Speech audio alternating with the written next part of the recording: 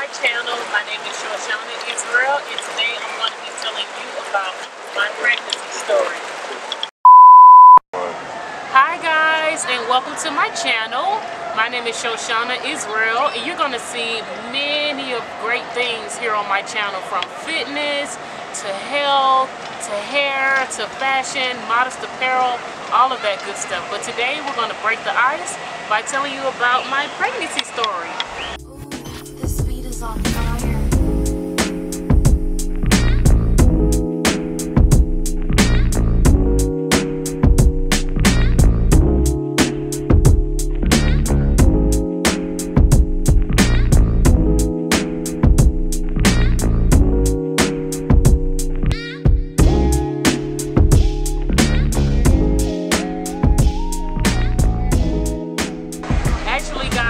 Not my first pregnancy.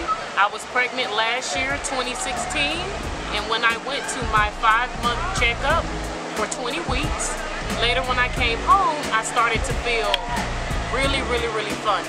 Like I almost felt like I was constipated. But long story cut short, I started having Braxton Hicks contractions at 2:00 p.m. and as the day progressed, it got worse. And I didn't know what was going on then, that it was my first pregnancy. I had just came from the doctor, and you wouldn't think anything is wrong.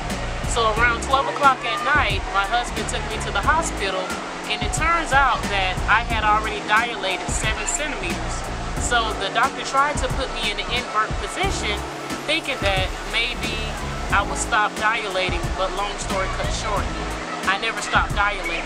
So that's when I found out that I had incompetent cervix. A lot of you guys don't know what incompetent cervix is, but it's a medical condition, a medical condition that some pregnant women have, where we start to dilate sooner than we're supposed to. The baby comes before we're not even full term and the baby's already coming. Where in a normal pregnancy, you have to have contractions in order to dilate. So it's basically when someone has an insufficient or weak cervix. So long story cut short, I end up losing the baby at 5 months. I got pregnant again in October, and I was ecstatic.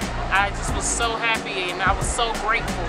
But this time, being that I had incompetent cervix, I had to go about things a different way. I did a lot of research to make sure that the midwives and the OBGYNs knew how to care for ones who had incompetent cervix. So this go around, I actually had to get a cerclage. A cerclage is where they go in and put a stitch on your cervix to stop the baby from coming too soon. Now this was very challenging for me, guys, because you're going to get to know I am a master certified personal trainer, and I love to work out. That's all I do. That was my life. I used to be a personal training director. So this go around, me being high risk, I wasn't able to do much of anything. I couldn't work out, and all I could do was really, do my regular household duties and do my job that I do from 9 to 5. And sometimes that's even too much. So today I'm just here speaking for all of those moms who have ever lost a child and was always wondering, would I be afraid if I get pregnant again? Would I be comparing pregnancies? How would I feel? You're going to feel all types of things, but you just have to stay grounded, and you have to stay focused that this is an entire new pregnancy. So this pregnancy has been going good. Actually, my cerclage is going to get taken out soon. And today I'm just here to share that with you all, because there's always somebody out there somewhere who's going through the same thing, or even if it's not the same situation. Anybody who's lost a child and pregnant again and just, wondering the steps that they need to take. You guys, for number one, you need to educate yourself on what things you should ask when you're going to your first doctor appointment when you find out you're pregnant, because I didn't know that certain things like you're supposed to have a vaginal ultrasound done. Had they done that, they would have saw that I had incompetent cervix early on. Pregnancy is a time to truly enjoy it and be happy, and do not take it for granted. Because there are so many things that can happen. I never even heard of incompetent cervix, and yet I end up having a weak cervix and finding out the hard way. So guys, I just want to leave you with this. make sure you do your research on all the hospitals and prenatal care doctors before you decide to go there. And also make sure you're not allowing anyone to stress you out, because that brings stress to the baby.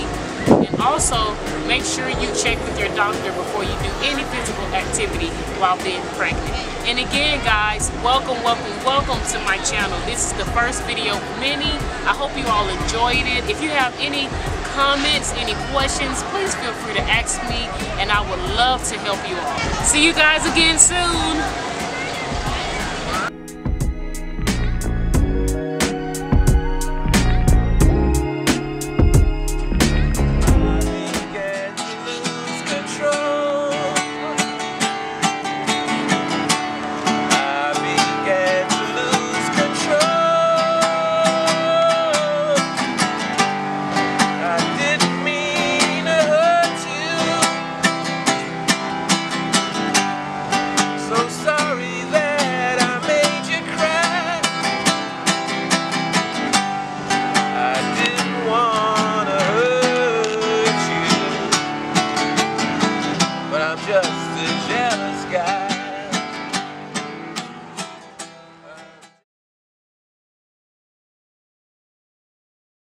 Around 2 o'clock in the morning, I started to feel Braxton Hicks contractions. So at the time, I had just turned 38 weeks.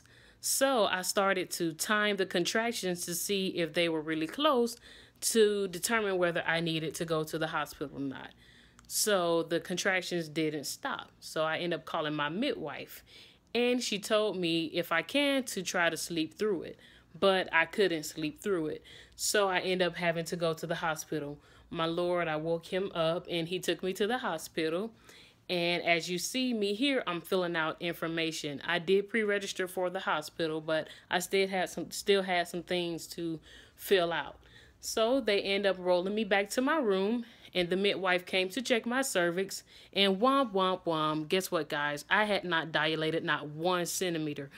But they did not send me home because my midwife told them to allow me to stay, because being that my history of having incompetent cervix, that could change in the matter of hours. So in the morning around 8 o'clock, she came back to check my cervix again, and I had dilated 2 centimeters. I was so excited because I was that much closer to meeting my baby boy. So as you see me rocking from side to side and doing slight dips, I was trying my best to get through my labor pains without medication.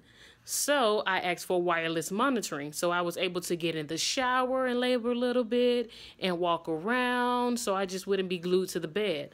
So I end up dilating all the way to 8 centimeters, and it was time to push.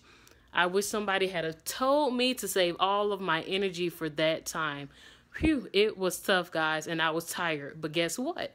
I end up going through with my birth plan without getting an epidural and delivering my baby boy all natural. And it was definitely, all I could say is all praises to the Most High. He gave me the strength of my foremother that I had prayed for. So at 4/11, June 28th, my baby boy Noah, my biggest blessing, had arrived. I was ecstatic. So I hope you all enjoyed my pregnancy story and a little snips of my labor, and I look forward to seeing you all in the next video. Shalom. Ooh, this beat is on fire.